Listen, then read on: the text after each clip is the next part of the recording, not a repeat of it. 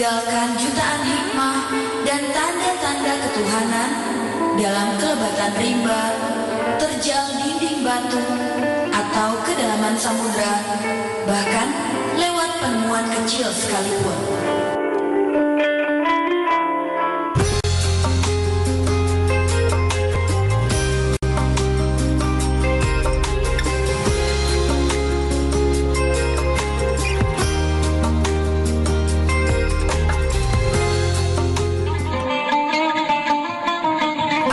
Adalah debu yang melekat pada orang yang mencari ilmu. Begitu Syekh Nawawi Al-Bantani mendeskripsikan dirinya di hadapan ilmuwan Belanda Christian Knockhagroing. Tahun 1813, Syafiuddin Sultan Banten ke-20 ditangkap dan dibuang ke Surabaya. Kesultanan Banten tenggelam untuk selamanya. Namun, seperti matahari, sejarah manusia timbul dan tenggelam. Di sebelah timur ibu kota Kesultanan Banten yang telah menjadi reruntuhan, terbit matahari baru.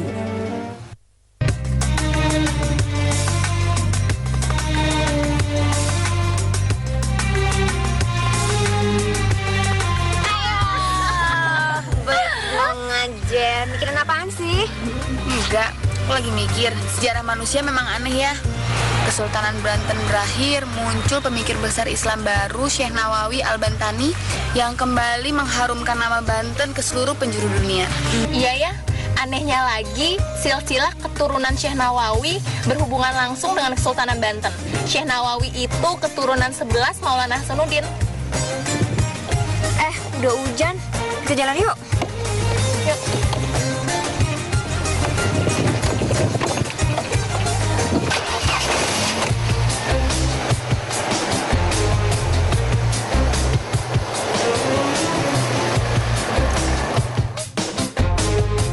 Syekh Nawawi dilahirkan di Dusun Tanara, sekitar 30 km sebelah timur ibu kota Kesultanan Banten yang luluh lantang.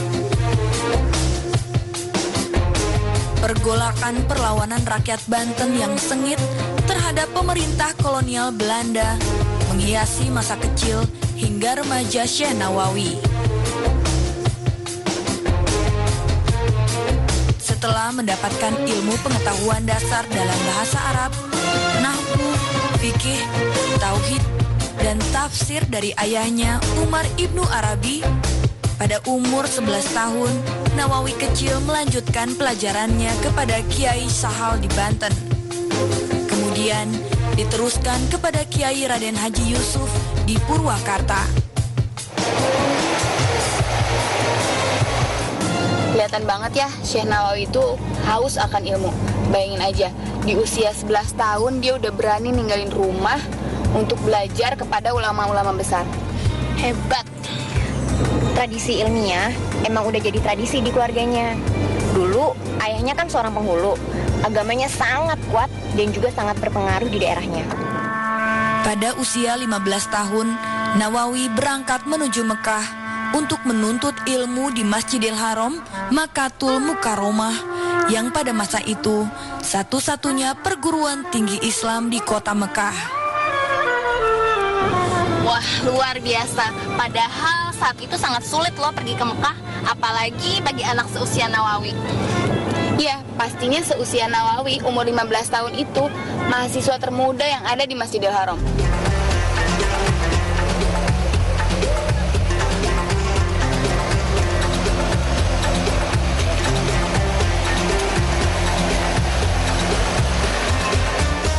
Selama 10 tahun Nawawi menuntut ilmu di Mekah dan Madinah, belajar beragam ilmu kepada ulama-ulama besar Arab, hingga membuatnya menguasai banyak cabang ilmu agama, sastra, ilmu sosial, dan kebudayaan Islam. Syekh Nawawi waktu belajar pertama di Banten, di Kiai Sahal, bersama 3 saudara, yaitu Kiai Ahmad Syabuddin, Kiai Tamim, beserta Syekh Nawawi. Dia belajar di Kiai Sahal pada tahun 1826. Selama 3 tahun dia pindah ke Purwakarta, belajar ke Syekh Yusuf selama kurang lebih 3 tahun, bersama 3 saudara. Akhirnya beliau berangkat ke Saudi Arabia sambil menunaikan ibadah hajinya bersama 3 saudara Ahmad Syabuddin dan Kitamim, belajar di Masjidil Haram di Syekh Zaini Dahlan dan Syekh Nahrawi, terus Syekh Hatib Sambas. Udah itu dia langsung berkelana belajar juga di Madinah, sama di sana di Kiai Sumbalawaini sama dengan kiai-kiai ulama lainnya. Begitu juga di Syam, berangkat bersama-sama 3 saudara itu, yang akhirnya saudara-saudara semua kembali ke Indonesia. Syekh Nawawi tinggal di Mekah dulu sampai dia mengajar di Masjidil Haram di Mekah. Tanah kelahiran memanggil. Nawawi muda pulang ke Tanara. Banten masih terus bergolak. Nawawi tak leluasa bergerak.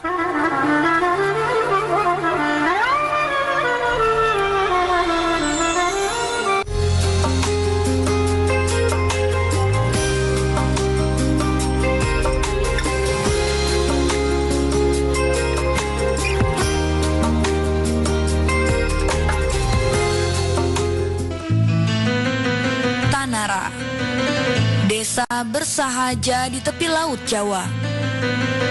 Sawah menghampar memeluk kampung-kampung. Sebatang sungai mengalir tenang menuju muara tempat perahu nelayan ditambatkan sepulang menjelajahi samudra, tempat kerbau-kerbau berenang melepas lelah setelah seharian membajak sawah, tempat matahari sore bercermin sambil memantulkan cahayanya yang berwarna tembaga setelah bertugas menerangi Mayapada.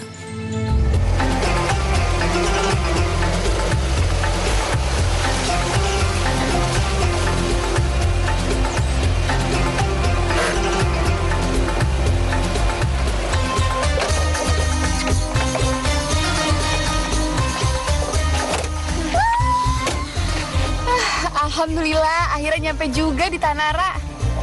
Ini kampung kelahiran Syekh Nawawi. Kecil banget ya. Iya ya, nggak nyangka ulama besar kaliber dunia dilahirkan di kampung sekecil ini. Oh, jadi ini masjid yang dibangun sama Syekh Nawawi? Oh bukan, sebelum Syekh Nawawi lahir, masjid ini udah lama ada. Tapi nggak ada yang tahu kapan masjid ini dibangun. Katanya sih sejaman dengan Masjid Banten Lama yang ada di Pacinan.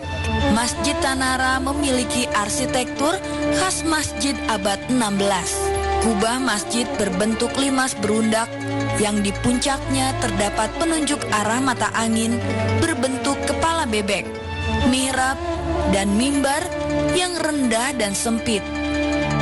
Kolam wudhu dan 4 soko guru, tiang kokoh yang menyangga atap yang tinggi merupakan tren bangunan masjid di zaman Kesultanan pertama di Tanah Jawa.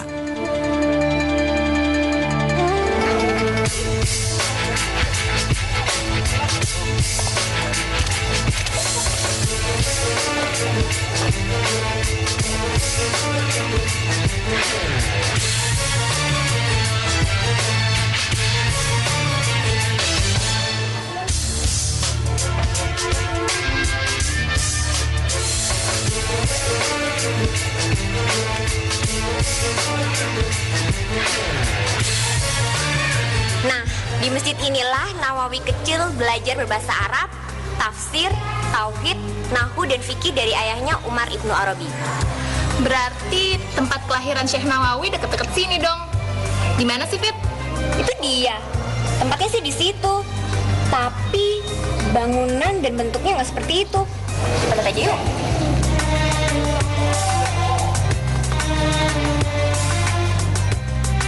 Di bekas rumah keluarga Umar Ibnu Arabi didirikan sebuah bangunan kecil yang dinamai Maulud Nawawi. Bangunan kecil tanpa kamar di halaman Masjid Tanara itu dibangun sebagai prasasti untuk menunjukkan tempat di mana Syekh Nawawi dilahirkan dan melewati masa kecilnya.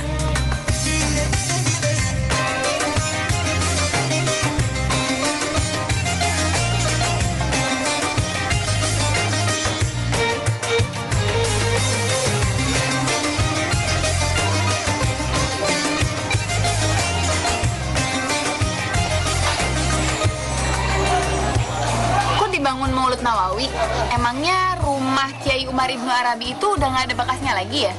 Rumahnya kan terbuat dari kayu dan gedek. Emangnya gede kapan sih? Gedek itu bilik bambu. Jadi kalau rusak atau dipindahkan nggak berbekas lagi. Kalau gitu, kita langsung ke kampung pedalaman aja yuk. Oh iya, sekalian kita lihat masjid yang dibangun sama Syekh Nawawi itu. Bukan cuma masjid, di kampung pedalaman juga terdapat Bait Nawawi yang berisi kitab-kitab karangan Syekh Nawawi. Boleh? Yuk. Sepulang dari Mekah dan Madinah, Syekh Nawawi pindah dari rumah orang tuanya di dekat Masjid Tanara dan membangun rumah di kampung pedalaman untuk keluarga yang baru dibinanya. Sekarang di bekas rumahnya itu dibangun Bait Nawawi. Di kampung pedalaman juga Syekh Nawawi membangun masjid tempat menyampaikan pelajaran kepada murid-muridnya. Namun, Banten masih berada dalam penjajahan. Syekh Nawawi merasa sangat terbatas ruang geraknya karena masjid tempatnya menyampaikan pelajaran kepada murid-muridnya serta dakwah-dakwahnya selalu diawasi pemerintah Belanda.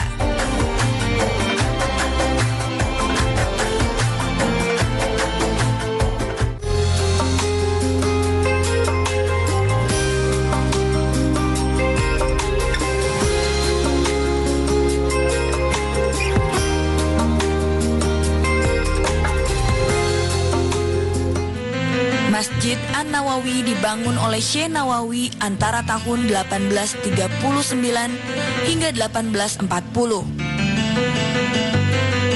Pernah beberapa kali mengalami pemugaran dan pelebaran hingga pada bentuknya sekarang.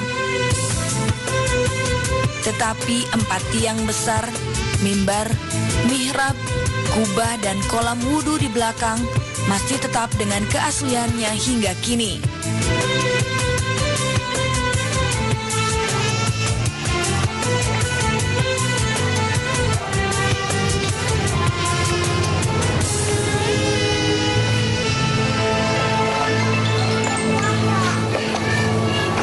Inilah Syekh Nawawi menyampaikan dakwah-dakwahnya, mengajar, mengemukakan buah pikirannya kepada penduduk sekitar dan juga kepada murid-muridnya. Hebat ya pemirsa. Nah, kalau gitu kita ke Bait Nawawi yuk. Udah nggak sabar pengen lihat kitab-kitab karya Syekh Nawawi. Yuk.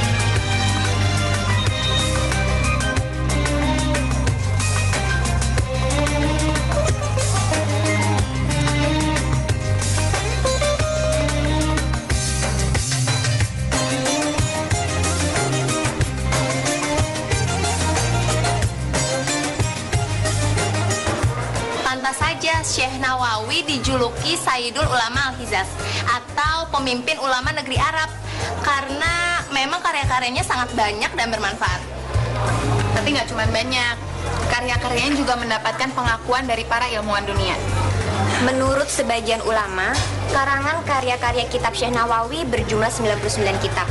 Tapi ulama lain mengatakan 115 kitab. Subhanallah ya. Kitab-kitab inilah situs sejarah Syekh Nawawi yang sesungguhnya. Keluasan ilmu Syekh Nawawi bak luasnya samudra yang ia arungi dalam pengembaraannya mencari ilmu. Ketika berusia 46 tahun, Syekh Nawawi telah menjadi ulama terkemuka dunia. Namun, upaya pergerakannya mengusir penjajah dari bumi pertiwi tidak pernah lepas dari perhatiannya. Dari tempat tinggalnya di Syekh Ali Mekah yang oleh Snok Hagronj disebut koloni Jawa, Syekh Nawawi menyalurkan pemikiran-pemikirannya melalui orang-orang yang datang menunaikan ibadah haji di Mekah dan juga melalui pelajar-pelajar yang menuntut ilmu di kota suci itu.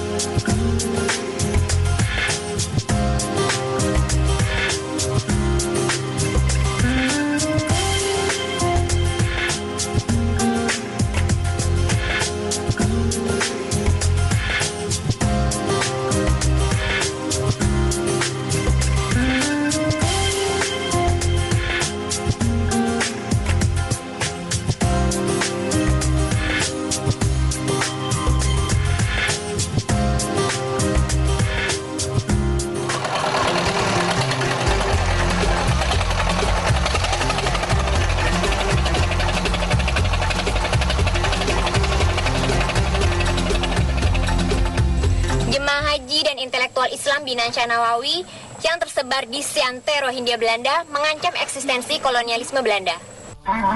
Di akhir abad 19, kesadaran berbangsa dan upaya memerdekakan diri para orang-orang Bumi Putra semakin kuat.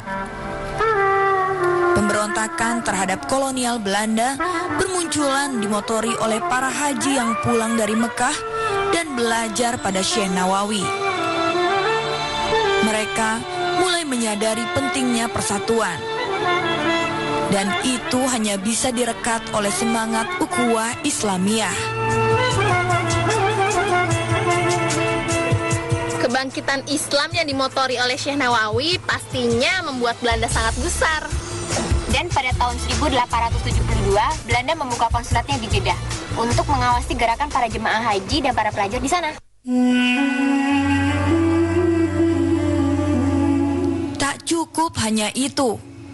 Tahun 1884, pemerintah kolonial Belanda mengirim seorang ilmuwan Islamnya yang terkenal, Christian Snok-Hagrunch, ke tanah Hijaz untuk mendalami kehidupan orang-orang Bumi Putra di Mekah. Dari hasil pengamatan Snok selama 6 bulan di Mekah, dia melaporkan bahwa pemimpin yang mendapat penghormatan paling besar dari penduduk Hindia Timur yang berada di koloni Jawa di Mekah adalah seorang ulama yang masyhur bernama Nawawi Banten. Nawawi Bantenlah penggerak kesadaran berbangsa yang merdeka. Gerakan ini diikuti oleh ribuan jemaah haji dan para pelajar dari Hindia Timur. Di antara mereka, yang paling terkenal adalah Kiai Hashim Ash'ari dan Kiai Ahmad Dahlan. Maka atas laporan Snok itu, kemudian pemerintah kolonial Belanda mempersiapkan karantina haji di Pulau Onrus yang bertujuan untuk mengawasi, mendoktrin, dan meregistrasi para jemaah haji yang kebanyakan berasal dari Banten. 3 wanita tercenung haru. Terbayang ketika Syekh Nawawi menaklukkan pusat keilmuan dunia Islam di Timur Tengah. Di Mesir, nama Syekh Nawawi Al-Bantani begitu terkenal dan dihormati. Sehingga ketika Indonesia memproklamasikan kemerdekaannya pada tahun 1945, Mesirlah yang pertama kali mengakui kedaulatan Indonesia. Syekh Nawawi menetap di perkampungan Syekh Ali di Mekah sampai wafatnya pada tahun 1897. Sebongkah batu dan sejumput rumput menandai makamnya di Ma'la yang tenang.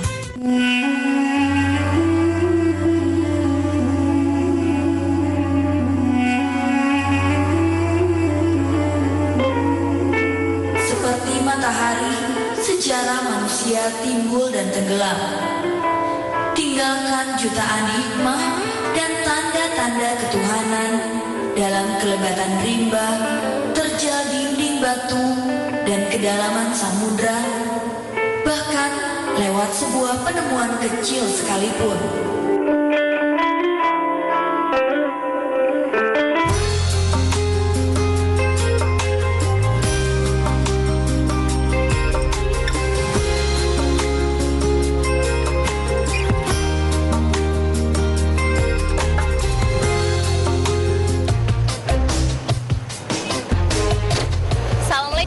pemirsa, sekarang kita akan ke Rangkas Bitung. Tepatnya kita mau ke Lebak. Yuk.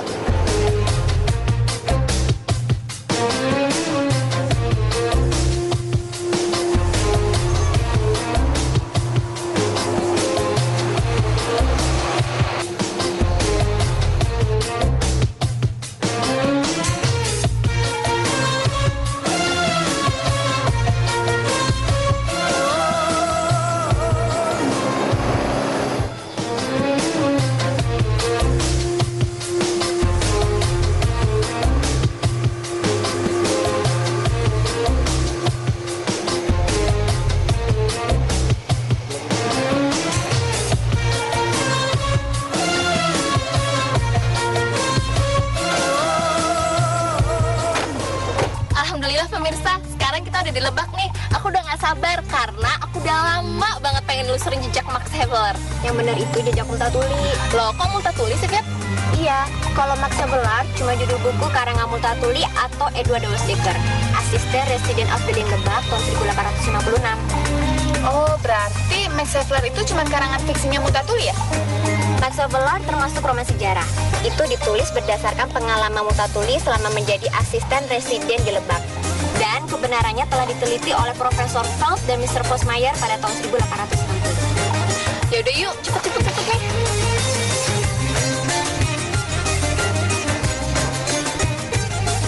Pada tahun 1854, Gubernur Jenderal Louis Mayer van Twist melakukan reorganisasi wilayah di Banten dengan mengeluarkan undang-undang pemerintahan baru, yaitu Regeringsreglement 1854. Menurut undang-undang baru ini, keresidenan Banten dibagi dalam 4 kabupaten, yaitu Kabupaten Serang, Kabupaten Pandeglang, Kabupaten Caringin, dan Kabupaten Lebak. Selain melakukan pembagian wilayah, Gubernur Van Twist juga mulai memperkenalkan sistem baru dalam pembagian wilayah kabupaten, yaitu sistem pemerintahan wilayah administrasi Afdeling.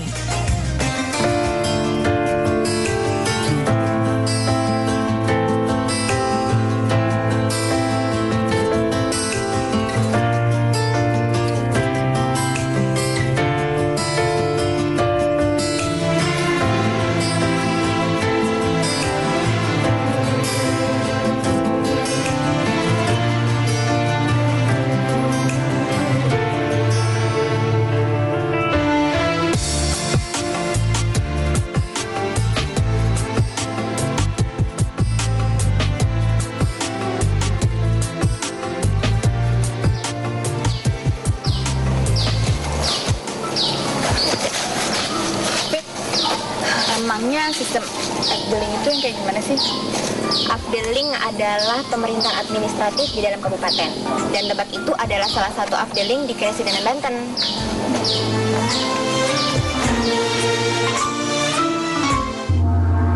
Sistem Afdeling sengaja diciptakan oleh pemerintah kolonial Belanda untuk mengurangi kekuasaan bupati.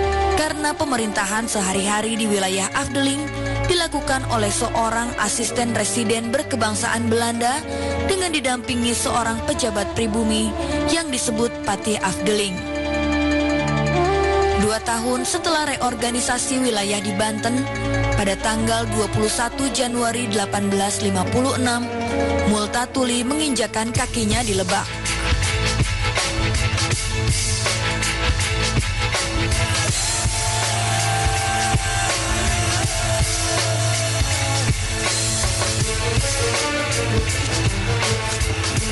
Lebak pernah dilanda kelaparan yang sangat hebat pada tahun 1834 sampai 1840. Disusul tahun 1848 sampai 1850. Sehingga banyak jumlah penduduk yang berkurang. Kemiskinan, kelaparan, tanam paksa, dan penindasan membuat rakyat marah dan banyak menimbulkan perlawanan. Sehingga banyak loh terjadi pemberontakan. Di kondisi masyarakat itulah Multatuli yang pernah menjadi kontrolir di Tapanuli dan asisten residen Ambon ditempatkan.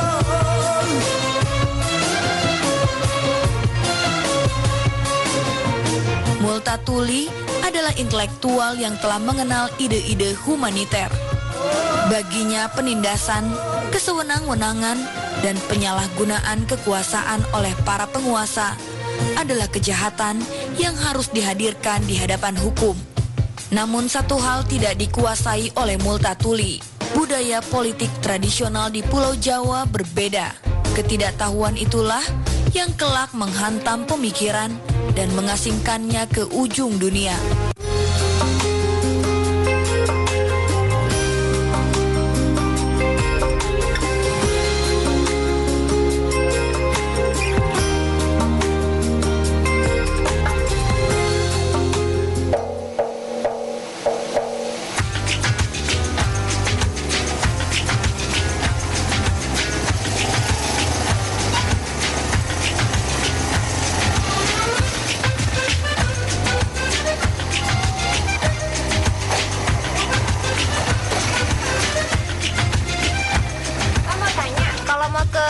Lewat mana ya? Terus sebelah sana. Jauh ya, Pak? Sekitar 20 kilo. Ya. Bapak ngapain keren-keren di hutan gini sendirian? Ntar jelik cewek loh. Iya loh, Pak. Saya petugas manding, mantri keliling ya. Kalau di sini di Rangkas Bitung, di Lebak tuh ada istilah mantri keliling. Jadi setiap petugas dikasih kendaraan motor roda 2 untuk menjangkau, memberi pelayanan dasar kepada masyarakat miskin, terutama di daerah terpencil. Hebat ya, praktis, unik, mobilitasnya tinggi. Boleh juga tuh pemerintah Lebak melayani kesehatan masyarakatnya. Makasih ya, Pak. Iya. Makasih banyak, Pak.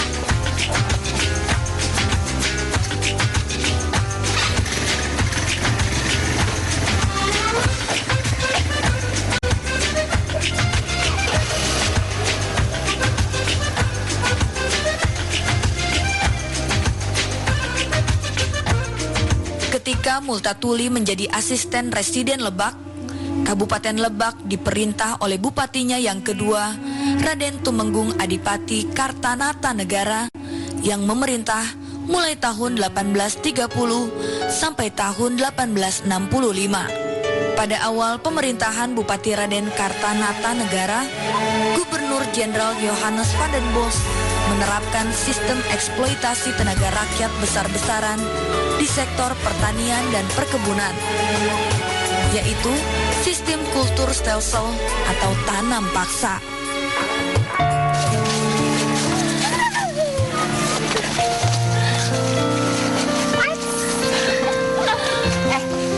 Kenapa sih pemerintah kolonial pakai nerapin tanam paksa segala?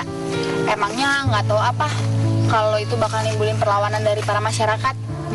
Tanam paksa itu buat nyelamatin keuangan Belanda yang telah defisit akibat besarnya biaya perang yang dikeluarkan untuk menghadapi perlawanan rakyat di berbagai daerah. Sistem tanam paksa kayak gimana sih? Dalam sistem tanam paksa, pemerintah kolonial mewajibkan para petani menggunakan sebagian dari tanah garapannya untuk ditanami komoditas yang ditetapkan pemerintah. Petani juga harus memberikan tenaganya untuk mengurus tanaman-tanaman itu selama 66 hari setiap tahunnya. Penindasan seperti ini membuat rakyat sangat menderita, hingga menimbulkan bencana kelaparan di mana-mana. Kondisi sebaliknya terjadi pada para kepala pemerintahan pribumi.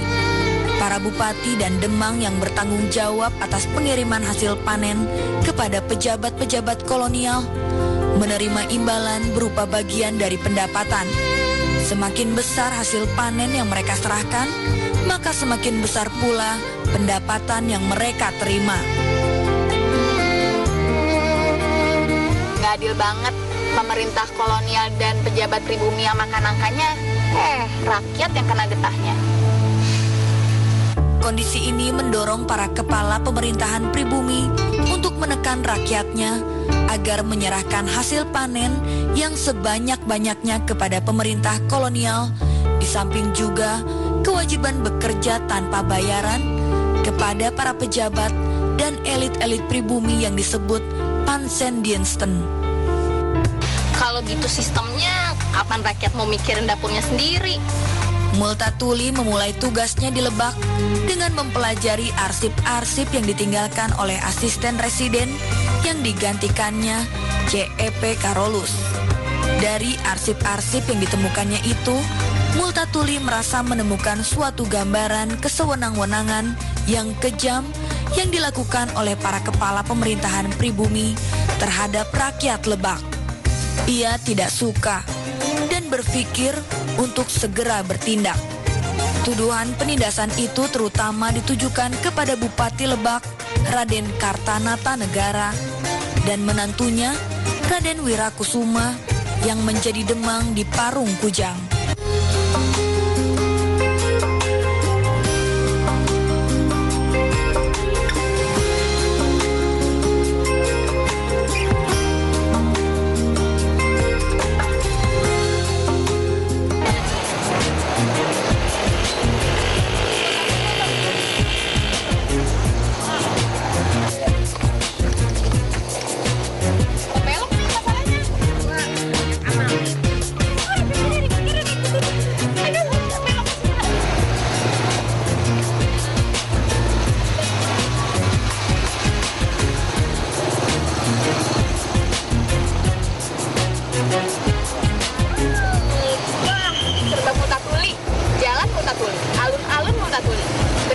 Multatuli memang dimiliki dan dibanggakan oleh rakyat dan pemerintah Lebak. Ya, Mites? Wajar aja, karena tindakan humaniter dan empatinya terhadap penderitaan rakyat Lebak membuatnya berani menentang otoritas pemerintah kolonial Belanda. Kalau gitu, kita langsung cari jejak-jejak peninggalannya yuk. Tarik, Neng. Monggo. Yuk.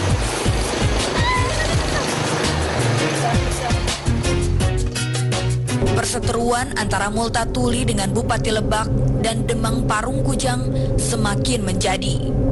Dipicu dengan rencana kedatangan Bupati Cianjur, Raden Arya Kusumaningrat ke Lebak.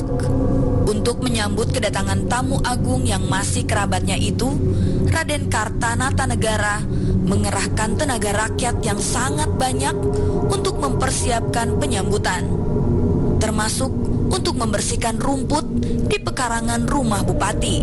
Multatuli menilai tenaga rakyat yang dikerahkan oleh Bupati telah bekerja terlalu lama dan melampaui batas. Ia kemudian memerintahkan agar rakyat yang bekerja itu segera dikembalikan ke desanya masing-masing. Peristiwa itu terjadi pada tanggal 20 Februari 1856. Kemudian, Multatuli melaporkan tindakan kesewenang-wenangan Bupati Lebak dan Demang Parung Kujang kepada Residen Banten, Bres van Kempen.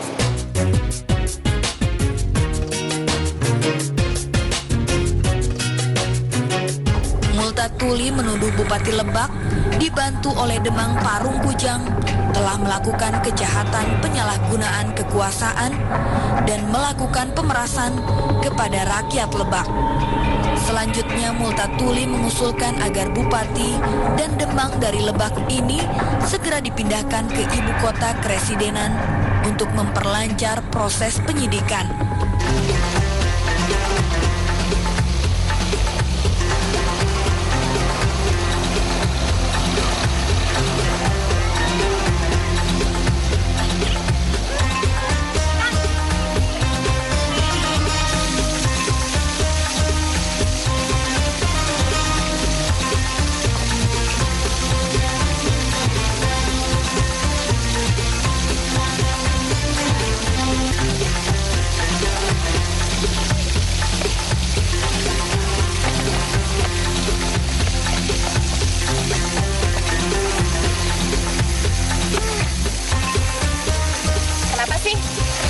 Bupati dan Demang harus dipindahkan Presidenan segala. Menurut Multatuli, kalau Bupati dan Demang nggak dipindahkan ke Serang, bakalan susah mendapatkan keterangan dari saksi-saksi yang jujur. Itu karena rakyat Lebak sangat patuh, hormat dan takut pada mereka berdua. Jadi nggak mungkin mereka mau jadi saksi yang memberatkan, ya kan? Iya sih. Langsung ke sana yuk.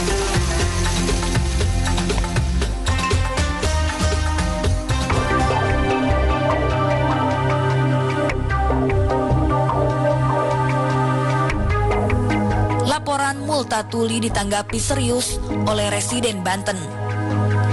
Pada tanggal 26 Februari 1856, Bres van Kempen datang ke Rangkas Bitung untuk mencari fakta-fakta.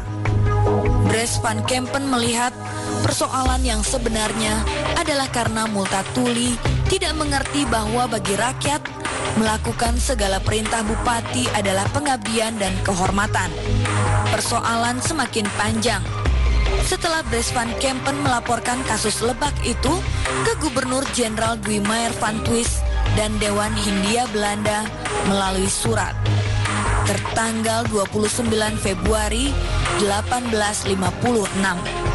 Multatuli berhadapan dengan dilema berbalik.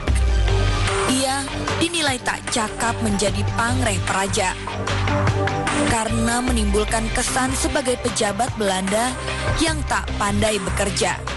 Melalui surat Gubernur Jenderal tertanggal 28 Maret 1856, Multatuli akan segera dipindahkan.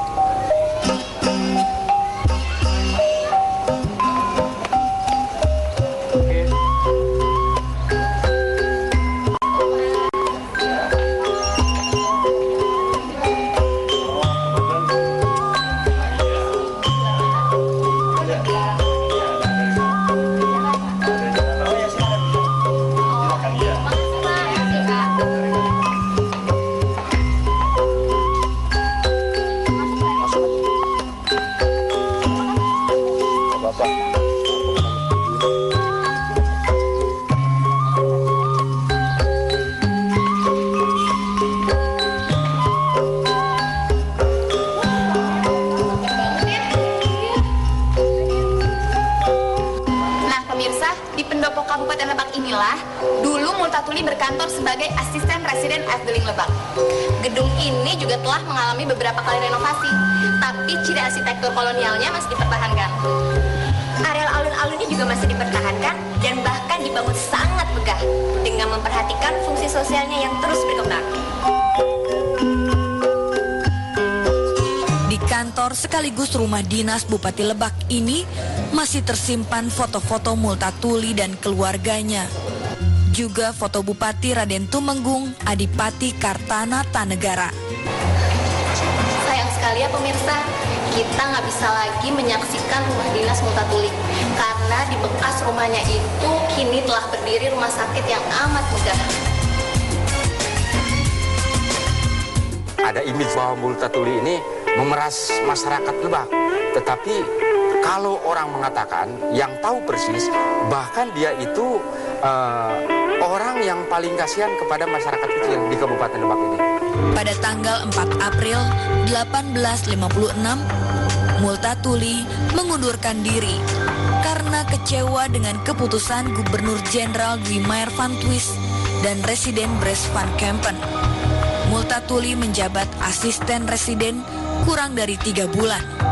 Tapi jejaknya menggaung ke seantero penjuru dunia dan tetap dikenang hingga kini. Perjuangan membela kesewenang-wenangan memang tak pernah mati.